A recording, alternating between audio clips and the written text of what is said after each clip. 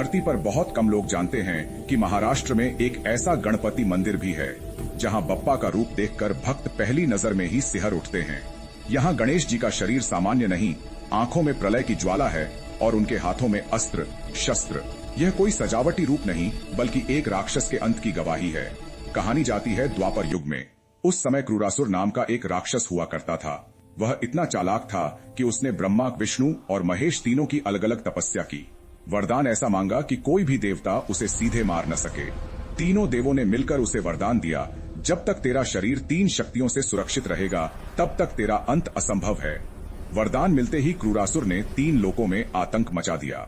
यज्ञ रुक गए, मंत्र अशुद्ध हो गए और देवता भूमिगत हो गए। जब अधर्म सीमा पार कर गया तब सभी देवता पहुंचे गणेश जी के पास। बप्पा ने कहा, जब शत्रु की शक्ति 3 है तब उसका नाश भी त्रिगुणात्मक ही होगा। उसी क्षण गणेश जी ने धारण किया त्रिनेत्र, त्रिभुज और त्रिशक्ति रूप। उनका वाहन बदल गया। चूहे की जगह उन्होंने तेजस्वी मोर को चुना, क्योंकि युद्ध अब साधारण नहीं था। युद्ध ऐसा भयानक था कि आकाश फटने लगा। क्रूरासुर पर कोई अस्त्र असर नहीं कर रहा था। तभी गणेश जी मुस्कुराए। उन्होंने समझ लिया कि उसकी सबसे बड़ी शक्ति ही उसकी सबसे बड़ी कमजोरी है। बप्पा ने अपने अस्त्र से उसके तीनों संरक्षण केंद्रों पर एक साथ प्रहार किया। तीनों शक्तियां टकराईं और उसी क्षण क्रूरासुर स्वयं ही भस्म हो गया। जब धूल बैठी तब देवताओं ने देखा गणेश जी अब भी उसी उग्र रूप में थे।